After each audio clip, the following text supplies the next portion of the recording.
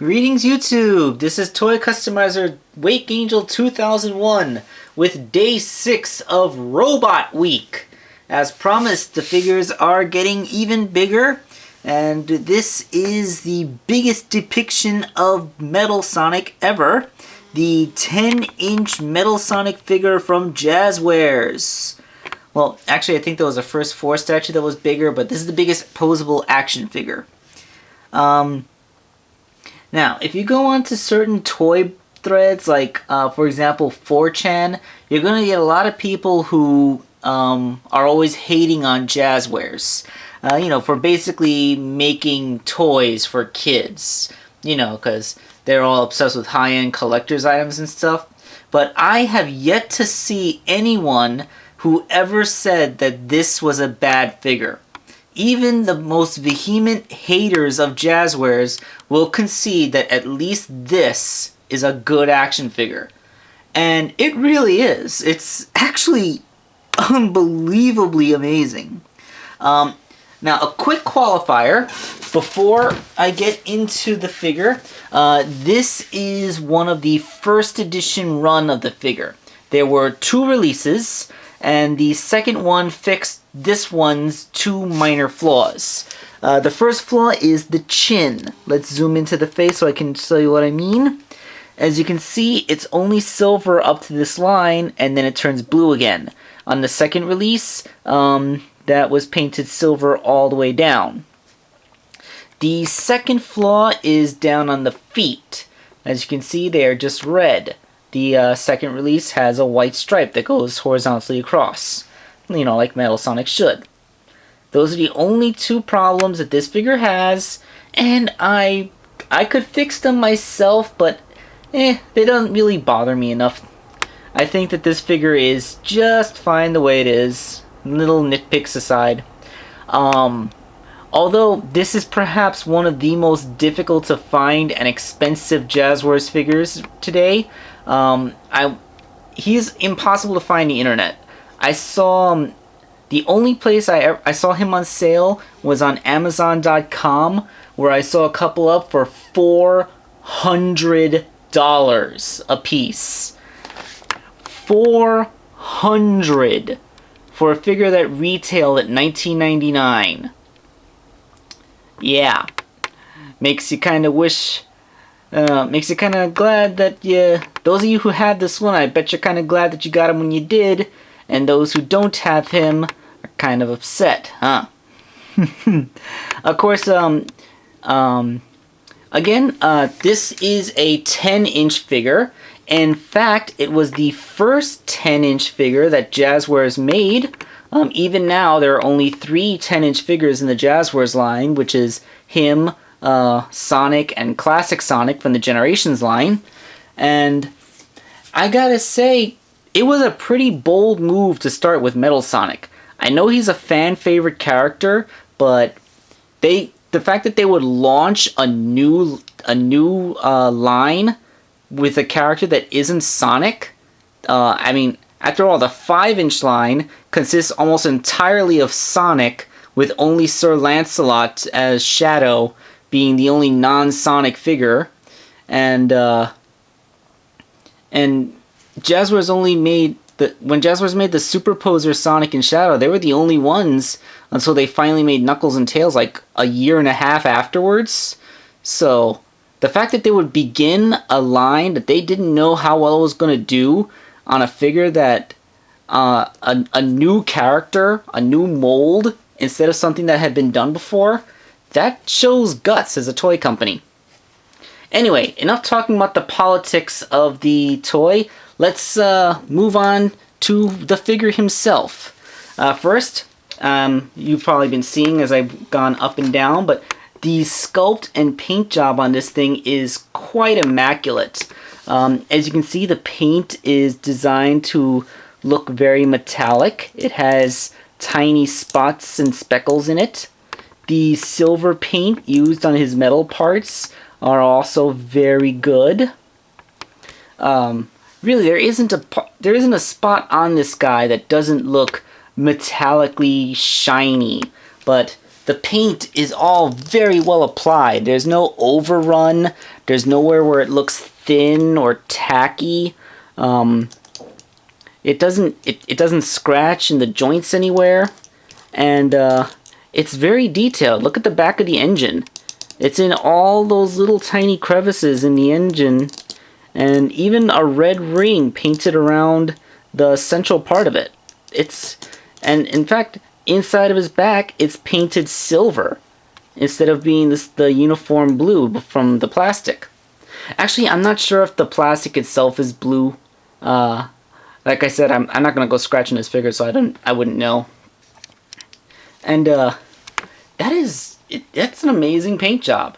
I mean, aside from the two little flubs I mentioned earlier in the video, he's pretty freaking great in terms of paint and sculpt. So let's talk articulation. What can the Metal Sonic figure do? Well, let's start from the top. Head. It's on a swivel, so he can turn and look around. Shoulders. He has universal shoulders. They go out like this. They go forward like this. And if you look closely, I'm not sure how many people noticed this, but the shoulder armor moves independently of the arm itself. So there's actually a little bit of wiggle and play in there.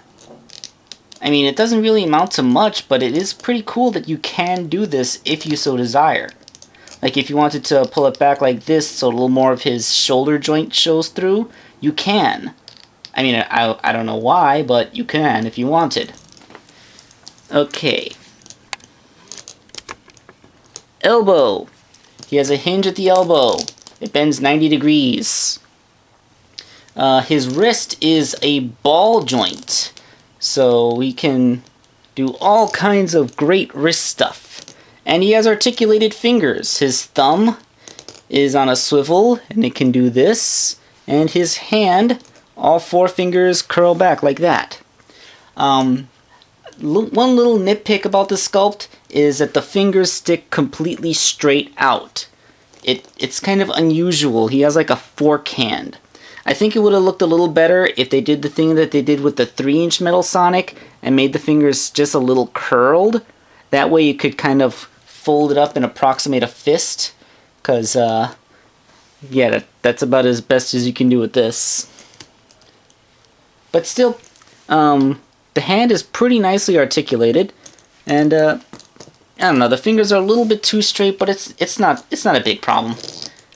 Like I said, this figure has very minor flaws that even a nitpicker wouldn't be too hard on. Onto the legs.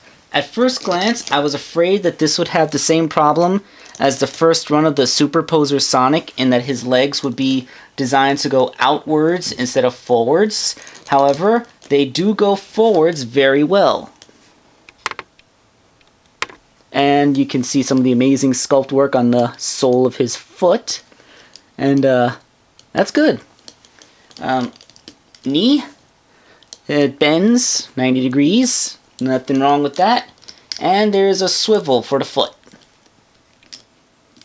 I mean, he doesn't have ankle rockers, but the feet are sculpted in a way that when they're both flat in the ground, he has a little bit of an A stance. So he doesn't look like he's standing too rigid at attention, which is, again, another nice touch. This was Jazwares' first try at this. For being the first try at this mold and this scale, Jazwares pretty much knocked it out of the park. It's damn near perfect. And the two flaws that I mentioned, as I said, were fixed with the second run. So if you waited another month or so to get the second run of the figure, then you have the stripe on the feet and the chin is all silver. And the only problem left is the straight fingers, which isn't even really a flaw at all. So, as for display, the only thing left to talk about is this display options of this guy. His articulation's great. He can take on a lot of really cool poses, especially if he's getting ready to judo chop you. However, he's one of the first Sonic figures to overcome the top heaviness issue, which seems to be so inherent in the line. You see, Metal Sonic's head is very large, but it's not heavy because it's actually hollow. See how I can sort of deform it a little bit? I don't want to squeeze it too hard, but yeah, this is a big hollow mass. It's very sturdy, and it's not gonna flop or bend out of shape, but it's light. The feet, on the other hand, these are big, chunky bits of plastic that have quite a lot of weight to them. So much so that, see, you can't really have him stand with them up. Fortunately, they're always underneath him. And this makes a sturdy stance, so you do not have to worry about your Metal Sonic figure tipping over, because his head is lightweight, hollow, will not overpower the hip joints, and will not throw the figure off balance. But the feet, chunky, heavy, solid, a firm foundation that will keep him standing, even on less than ideal surfaces. I mean, this is a bed, remember? I'm standing him on my bed, and I can do this, and he doesn't fall. If I did this with any of my other figures, he'd fall right over. And, I'm getting him depressed. Yeah, I said the hips are a little bit loose. The little floppiness issue is the only problem. Again, it doesn't really matter unless you're standing in an earthquake zone, because the upper body is not heavy enough to overpower the hips, even if they are a little loose. And your mileage may vary. Your Metal Sonic figure might have tighter hips. I mean, how old is this figure? 2 years? 2.5? Yeah, there's very little left to say about Metal Sonic, other than he is probably Jazwares' masterpiece. No other Sonic figure before or since has ever been quite this epic. Not even the 10-inch classic Sonic figure, which is an amazing figure, but it just is not quite as cool as this. So this is Toy Customizer Wake Angel 2001, closing out today's episode of Robot Week. What will I have for the last day? You're just gonna have to wait and find out, aren't you?